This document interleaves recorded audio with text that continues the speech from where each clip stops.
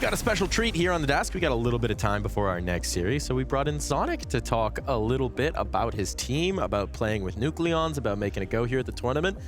You've been in the headlines recently, gave some interviews, some harsher words coming in for the team, changing things up, changing practice habits, changing personal habits for your team. What's prompting all this? What's the focus for you and Falcons coming into this? I think ultimately it's just being tired of seeing the same things happening and trying to change a little bit the approach. Normally when we are at a tournament, we come home, we identify the issues, we talk about specific rounds, and here I wanted to maybe take it a step further. I think it's just when we have a practice day, starts around 10 and then it finishes at 6 p.m. You know, we have 1.5 hours theory. I think the priorities, maybe even from the staff as well, but also from the players, is as soon as practice is over, we go and we enjoy, play Facets, play DM. Talk to Dupree later. You can also say I've been after him a lot for not playing enough Facets or not playing enough outside of practice, but I think this team, it's maybe a little bit on the other scale. I want the players, when the day is over, if we had a rough practice day, that they go together, talk about the side, the setups, we talk about the different situations. So ultimately, it was just a shift in the priorities for us, that we need to spend more time on the team and not so much on the individual part. I've been watching some of your vlogs as well, and I think there was a quote by Nico where he said, like, yeah, we talk about the same issues all the time. We localize the issues. You know what the issues is, right? But you haven't really found the solution. Is that also a way of trying to give the team a solution now, that instead of just talking about the same thing over and over and over, you're giving them concrete stuff to work with? Yeah, I mean, ultimately, I'm the captain of this ship, and you know, if I see that the things that we're working on are not working, it's my responsibility to try and do something different. And it's tough when you see situations that normally don't. Of course, we make mistakes in practice as well, but normally they don't occur even in the group stage. But when we hit playoffs, these things happen, and it's without disrespecting anyone, it should not happen on this level, and we should be better at this. And it's, you know, some part can be mental, but I can only screw on the things that, you know, it's my responsibility. And for me, it was just that we have to put the team first. We have to make our fundamentals work, and then the individuals can shine afterwards. I know it may be a bit rough to put it up like this, but would you almost agree with the sentiment that Nick was coming with, that it's maybe less talk and more action? Like you want to see a change from the players, or mentally them doing something differently? Because as he said, you talk about the same things over and over and over, but seemingly nothing changes. I mean, it changes in practice, and we see less mistakes, and then we also see that it becomes better. I think we had a very good group stage inclusion, you know, finally beating Fury, and you know, went 3-0, and everyone was like, oh yes, let's go. And then we can just feel kind of fast in the game that the flow is not there, and we make more mistakes. Maybe also the communication, that has also been a focus point, that the ones who are dead, they have a bigger responsibility. They have to direct more than suggest, or maybe just comment a little bit. And you know, we have to see maybe not a Nucleonz. I think this is maybe taking it a bit too far, but you know, you have to see a Kyoskes tell Nico, you have to peak, you have to go for this, and give more direction, because ultimately they have the better overview, the guys who are dead. Is that a facet as well of like age and experience, right? If we look back at your career, you've usually worked with, shall we say, a little bit more experienced players, a little bit more confident, sure of themselves in their roles. Here you're working with, I mean, Monacy's more experienced, but he's still young. Kyoskes a lot less experienced, even Nucleonz as a stand-in. We saw it with Boros at times as well. Has that forced you to change your approach to how you communicate, how you coach these players? I think the biggest change for me has been to, you know, I'm a coach who like to involve my players.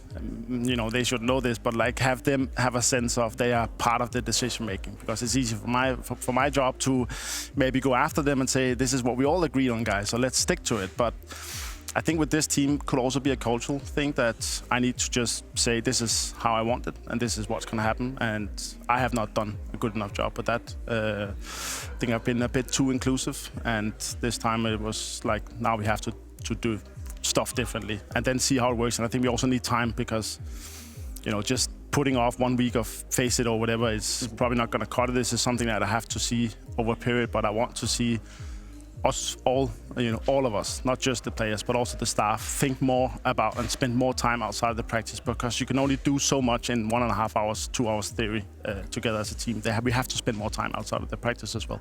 Drawing back to what you're talking about with communication, sometimes it's talked about that there's too much communication. You have too many people with too many ideas on certain teams. Are you saying that the problem you think is that there's not enough ideas, there's not enough communication in these pressure moments? I think when it comes to the pressure moments, it's a little bit, I don't think we don't communicate enough. I think when we are retaking or playing after plan, it's probably slowing down the chaos a bit because it is a little bit chaotic, but also spending time on talking about after plan situations. And, if you're not in a good spot, someone who's dead has to say, guys, you have to fight. And then, you get these small, peaks, let's peak 1, 2, 3, and then we all swing to maybe get more advantage. And I think this is something that we don't have like anything specifically that it's too chaotic or it's too slow or too fast or whatever. It's just about finding a balance and not thinking that it has to be super perfect. We just have to be on the same page. And I think this is the Do you feel that it's any different? Obviously, you got to the finals of Bounty with Nucleonz. You weren't there for it for much of it. Does it feel different with Nucleonz in the roster? Is there a change in the dynamics at all, or is it just slotting in a new player and you have more or less the same? I think it's tough for me to say. I've only had one game with Nucleonz because I was not there, as you say. I think obviously Maxime is one of the best riflers out there, but of course Nucleonz can bring something else. Maybe there is some areas, with how to say, taking the space when sacrificing or. Could be on the communication part as well. That Nucleonz is doing a good job, but no, I think it's too early for me to say. It's not all doom and gloom. You just won a game here and had a good start to the tournament, Zonic, and seemingly, as you said, it's getting better in practice. So I'm also sensing a positivity coming out of you. Like you still believe very much in this project, and you still believe that you're going to turn around the ship and start winning stuff, right? I mean, of course, I think we have the right pieces. It's just. When you look at Falcons, as I also said in that interview, you will immediately, when you look on the paper, say that this team should win, almost any game they play.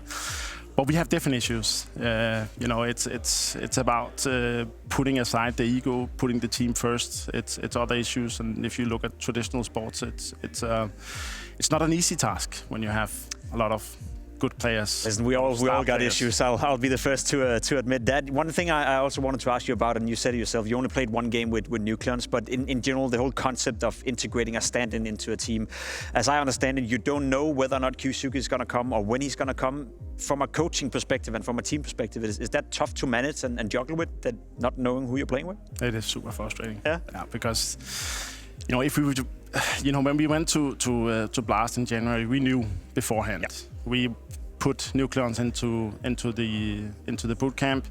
Also have to praise Natosafix for the academy team. They're really following the main team, even when it comes to positions, call-outs, everything. So it's easier to slot him in. Okay. But of course, it's frustrating that you don't know. And here we were told, 1 or 2 days before coming here. So we only had one practice day. But Nucleonz is doing a good job, and having him in the academy team, having talks with the academy team as well. Me and Natosafix, we try and build the red thread between the two teams. So in case we do need a stand-in, all the positions are already lined. If it's Kyoskes, then Nucleonz is playing all the same positions. If we swap on the main team, they will swap on the academy team. Okay. That's interesting. I mean, that's something to look forward to if you wind up with a different stand-in. Let's not say that. But thinking about this one, right? Building on Jacob's point, going forward in this tournament, is it just totally tunnel visioned on Nucleonz, getting him into the team, integrating him into the team, making sure that this version of the team can compete the best? Or is it always that one eye on the horizon of when is Kyoskes going to be back? I think for now, we take it one day at a time. If I'm expecting Kyoskes to come back, we are going to practice tomorrow. We have an off day. We're going to practice with Nucleonz. We're not going to sit and hope that Maxime is going to come back, because we have no idea. So for us, it's taking one day at a time. We will practice tomorrow, go through the game with Nucleonz, integrate him into more maps, just to make sure everything is spot on, and then prepare for a game the day after tomorrow. So taking it one day at a time. We have to live in the uncertainty that we are here in now, and for now it's Nucleonz for the entire tournament. That's how I see it. We have to live in the uncertainty. That's a good quote. That's a banger line. I think that's a good way to end this one up. Thank you so much for joining us. This is a fantastic insight into what's going on. Thank you.